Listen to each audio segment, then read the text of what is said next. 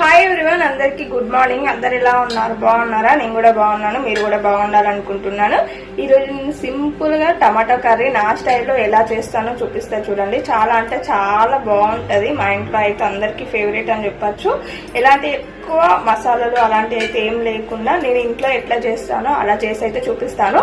ఇలా చేసేసుకుంటే మనం జర్నీ చేసే టైంలో కూడా ఇలా చేసుకుంటే వన్ డే మాత్రం చాలా బాగుంటది.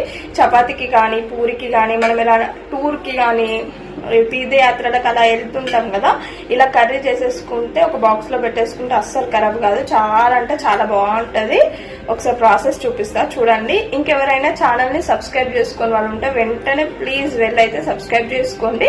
మీ ఫ్రెండ్స్ కి రిలేటివ్స్ కి అయితే షేర్ చేయండి. కొన్ని వీడియోస్ కూడా ఉన్నాయిగా, ఆ వీడియోస్ అయితే చూడండి. సబ్స్క్రైబ్ చేసుకోవడం అయితే మర్చిపోవద్దు. సపోర్ట్ చేస్తున్న వాళ్ళందరికీ అయితే థ్యాంక్ యూ సో మచ్.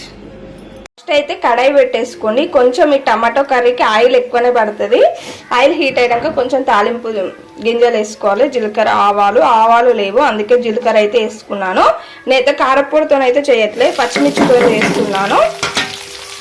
కారంకి తగ్గట్టు పచ్చిమిర్చి, అలాగే ఒక పెద్ద సైజు ఉల్లిగడ్డ. ఆయిల్ మంచిగా హీట్ అయిపోయినాక ఇవి రెండు అయితే వేసుకొని మంచి కలర్ వచ్చే వరకు అయితే ఫ్రై చేసేసుకోవాలి. తాలింపు అనేది ఎప్పుడైనా మనకి ఎంత మంచిగా ఫ్రై అయితే అంత బాగుంటుందండి. ఇప్పుడైతే ఇవి మంచి కలర్ వచ్చే వరకు అయితే మనం అయితే ఫ్రై చేసేస్తాం. ఇదిగోండి, ఇవైతే కొంచెం మగ్గిపోయినాయి కదా. ఇప్పుడు ఇందులోకి ఒక హాఫ్ స్పూన్ పసుపు,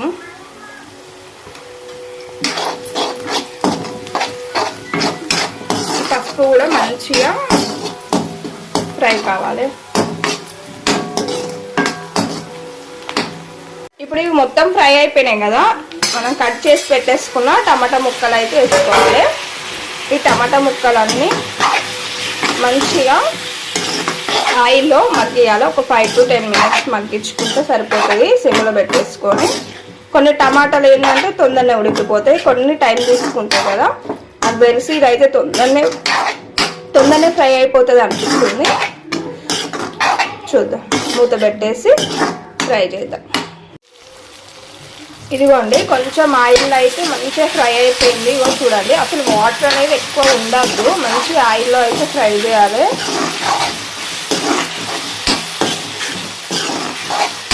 చూసారా, ఇలా ఒకసారి కలిపేసుకొని ఇందులోకి సరిపడా ఉప్పు, సారీ అండి కారం కొంచెం ఇది పట్టించింది అందుకే. ఇప్పుడు కారంకి తగ్గట్టు ఉప్పు, తర్వాత ధనియాల పొడి, గరం మసాలా ఇవన్నీ వేసేసుకొని అయితే కలిపేసుకోవాలి. ధనియాల పొడి, గరం మసాలా వేస్తే టమాటో కర్రీకి చాలా మంచి టేస్ట్ వస్తుందండి. ఇప్పుడు మళ్ళీ సిమ్లో పెట్టేసుకొని మూత పెట్టేసుకొని కరెక్ట్ ఒక 5 minutes ఉంచేసుకుంటే సరిపోతుంది. చూడండి ఎంత మంచిగా కనిపిస్తుందో కలర్ఫుల్గా.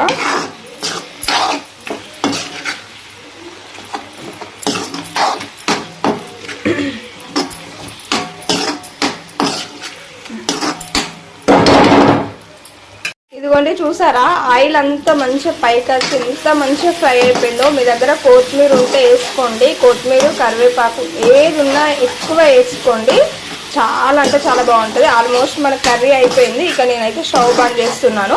ఒక్కసారి అయితే ట్రై చేయండి. ట్రై చేసి ఎలా వచ్చిందో కింద కామెంట్ అయితే ఇవ్వండి. చూసారా ఎంత దగ్గరికి ఎంత మంచిగా ఫ్రై అయిపోయిందో.